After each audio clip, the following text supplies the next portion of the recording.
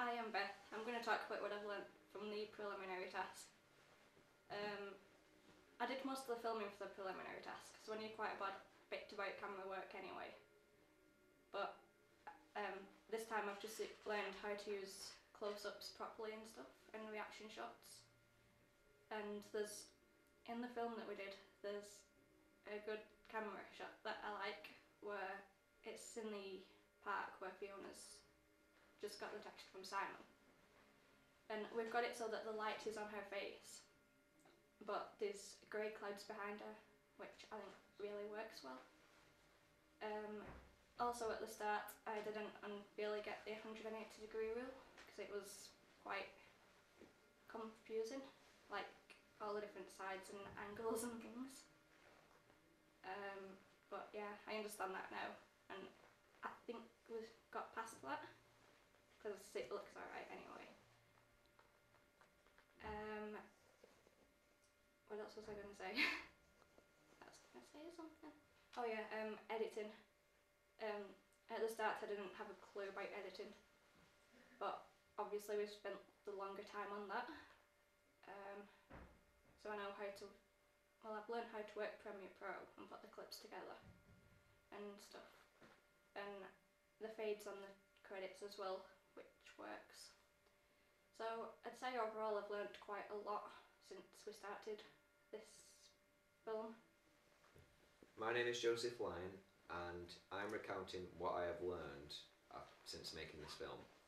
Initially at the start of the project and the preliminary work, I was relatively inexperienced. I'd had some experience working in videos, film and acting before, and editing, but it was incredibly minor and it wasn't enough to count as a reliable source of knowledge. But I've helped out in both the acting and behind the camera in making this film, and I've learned a multitude of things, such as how to play the character of Simon, because he doesn't necessarily talk, because I've never used my voice in the film. That was a voiceover from Todd, but it was mostly to do with facial representations, how I generally appeared, how I looked.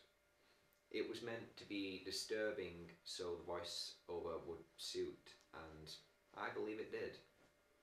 But I'd say more importantly is what I learned for camera work and editing.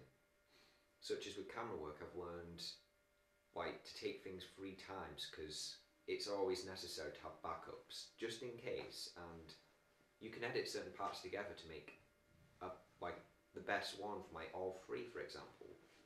You learn quite a lot of experience because it gives you options and it doesn't constrict you, which our teacher warned us about at first, and we at first didn't follow it, but then once we'd learned, it proved to be a very valuable lesson.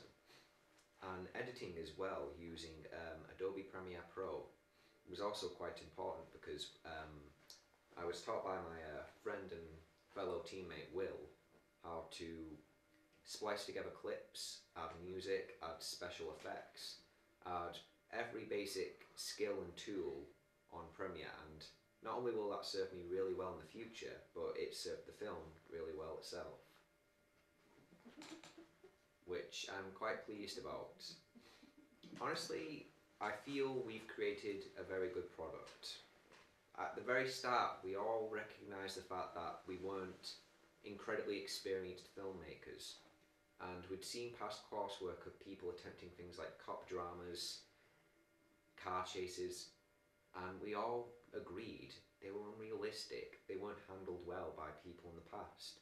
So we decided, as a foundation, we were going to go for something that worked for all of us. A base, so to speak, just something we knew we could all handle. And making a team stalker film, I believe we've handled it expertly well. You know, it all fits together coherently, and generally the film works. You do feel a sense of fear. I know I do. I played the main antagonist, and I feel very estranged looking. looking back. So I believe it works out quite well. So yes, I've learned quite a lot.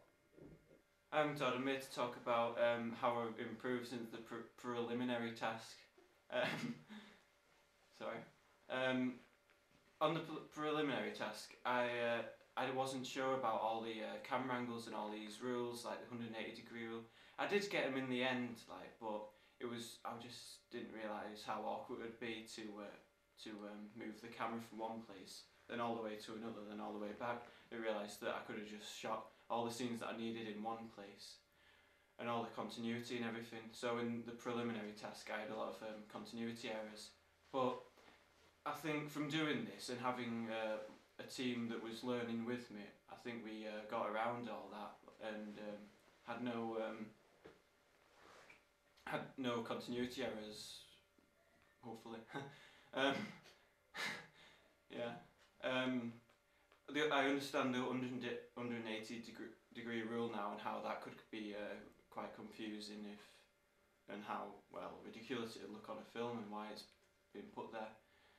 I understand the use of the shaky cam, how it can be used to represent like a chase scene and how it can make it look a bit more gritty and realistic, and panning shots to give like a full-scale view made as an establishing shot, and also to follow someone round if they're having a walk around. Also, there's this one scene in the library where it pans up and there's like a dramatic turn from Simon's character, and I realised that how tilting up, can dramatise certain elements of the film. I also realise now how zooming isn't a very good idea, and rather it should be put on a trolley and pushed forward, because otherwise it just looks unprofessional, like from a digital recorder.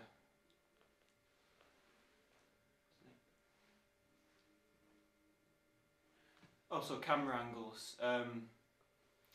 The use of close-ups is good for showing people's expressions, because in this film there's expressions that are very prominent, like Fiona's expressions to being stalked, and also Simon's Simon's expressions of how intently he thinks of Fiona, all these deep feelings he has for you can really see it in his eyes when he's giving her that look. And also when one of the main shots is the reaction shot, when she sees the photos on the phone, like the confusion, because human reactions are very important in films, in my opinion. Also, one last shot I'd like to point out that I've found out really useful is the one shot where he's taking a photo with Fiona in the Costa scene, or the canteen scene. The use of field of view use, where he holds up the camera, she gets out of focus and takes the photo. I think that just adds that little bit of element of professionalism, and that's what I've learned from camera angles from this experience. Hey, I'm Will, and I'm going to talk about how I've progressed from the preliminary task to my work on the full product. In the preliminary task, I couldn't get my head around the 180-degree rule. I really just didn't understand what it was, and that made filming it quite difficult, because we ended up swapping cameras from side to side. So in the final product, I got to grips with it, and I was able to, when I was using the camera, I was able to know which side to film from. If I was doing a two-shot, or if I was doing an over-the-shoulder shot, I'd know which side or which shoulder to film from both characters. In terms of editing, I've learned a bit more about editing than I knew before, but before before I did the preliminary task, I already had a pretty good idea about how to use Premiere Pro because I've used it before. But things like creating titles and fading them in to the film, because we created a title that goes from black to white to red and then fades in and out, which took a bit of work, but having learned how to do it, I knew how to do it, obviously. Interesting camera angles. Yeah, I think we did have some quite interesting camera angles, to be honest. One of the angles was at the park while Joe was sat on the swing playing Simon, and one of the angles is of his hand tightening around a chain on the swing, and I thought that was quite a good shot because it showed how angry he was and how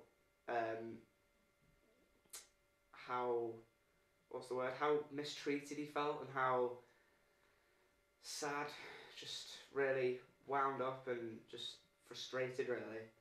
But I think in the preliminary task that wouldn't have even occurred to me. I think I knew kind of the basics, but that was it.